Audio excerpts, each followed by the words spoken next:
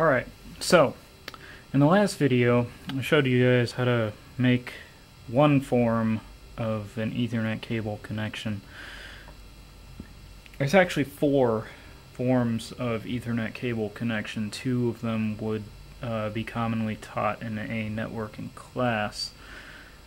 The other two, which are fairly new, would not normally be taught in a networking class.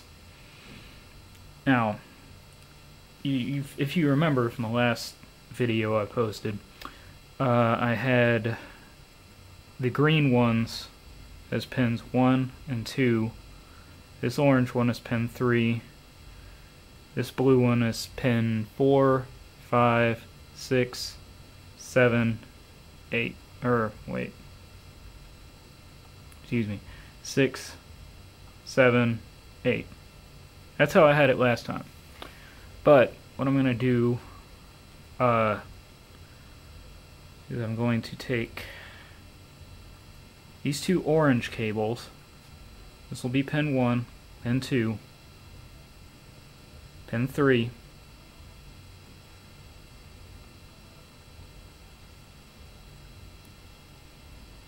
four,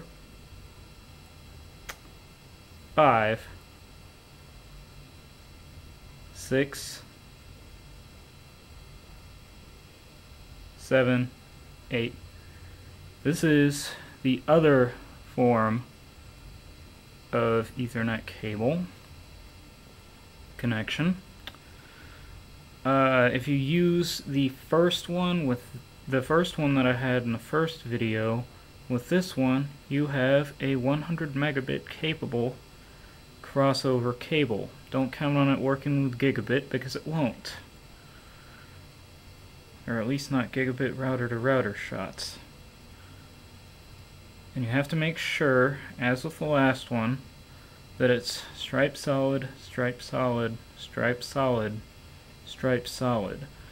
And what's happened here is while straightening out the cable, you'll notice that it's gone stripe solid, stripe solid, stripe solid, solid stripe? You gotta check for that every time you make these cables because that's going to happen.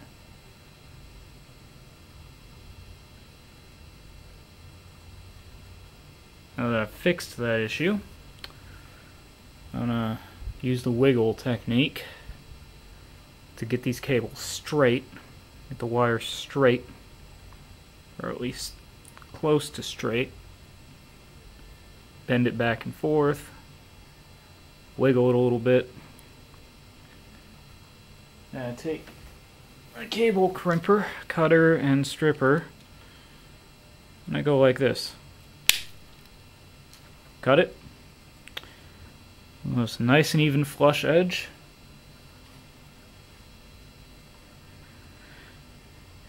And then we go like that.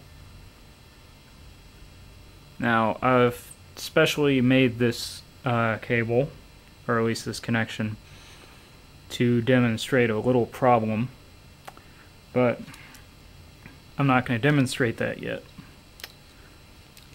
After this, you'd plug this in, push this down, crimp the cable, but that's also not what I'm here to demonstrate. I have one more thing I need to demonstrate. Also, you'll note that just by pushing this thing into the connector, it doesn't hold it in. The other thing I need to demonstrate is this. It's how to make a gigabit crossover cable. Now, I've told you stripe solid, stripe solid, stripe solid, stripe solid, right? Well, what you do to make a gigabit crossover cable is you take these brown and blue wires out,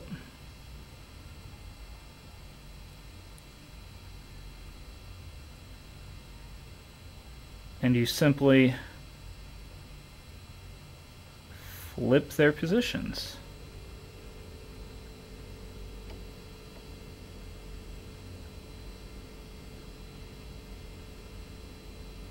but not the order that they're in.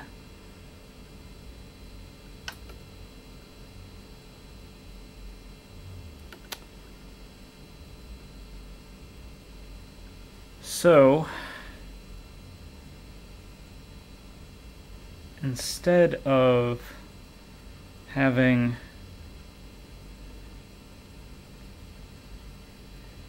a normal looking Ethernet cable, you have a slightly abnormal looking Ethernet cable.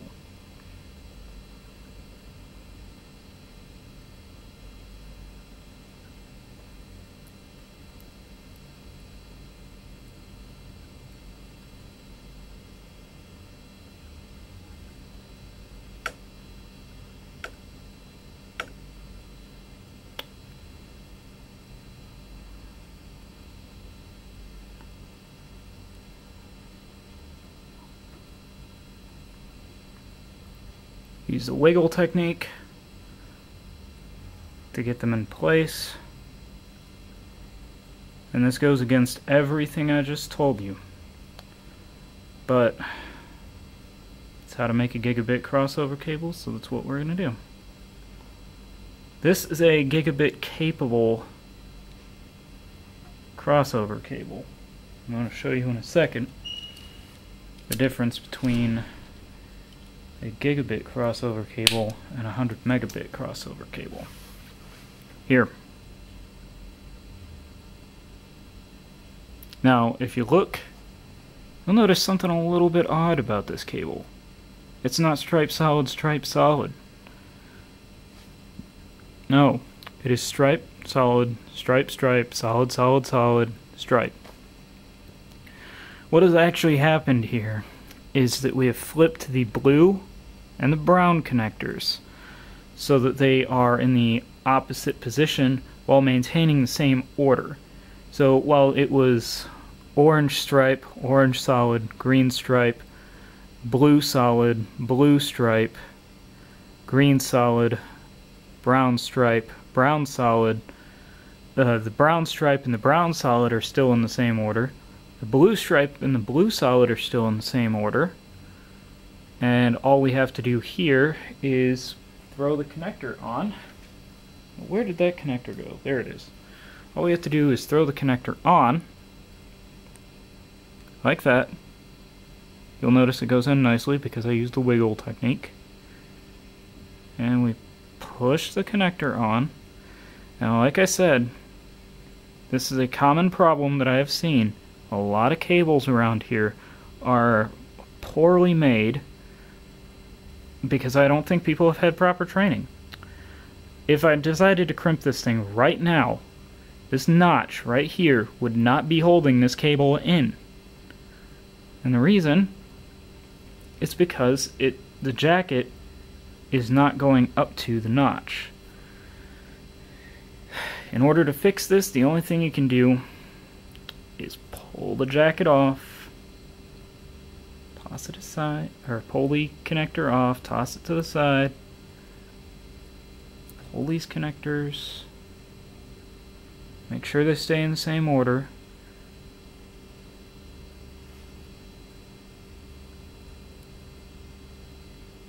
All you have to do is you have to make sure these wires are in the same order. So if they're not in the same order, when you pull the thing off, then you're kind of going to be screwed. So for the gigabit crossover cable, what we're going to do is we're going to continue to trim the wires.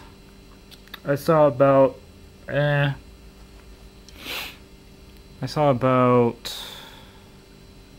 much difference to the end of the cable, so I'm going to cut off about that much. You'll note the wires are still flush and just trimmed a little bit.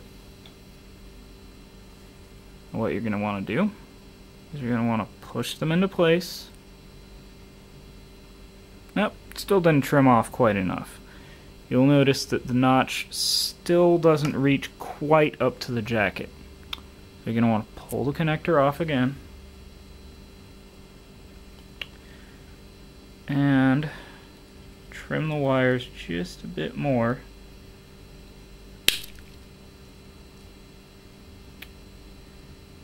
Reattach the connector.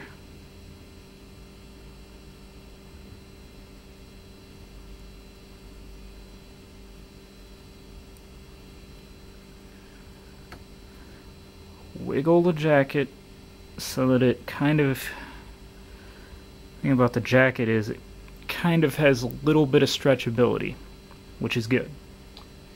And now what we have is the jacket securely in place. You can see it right there.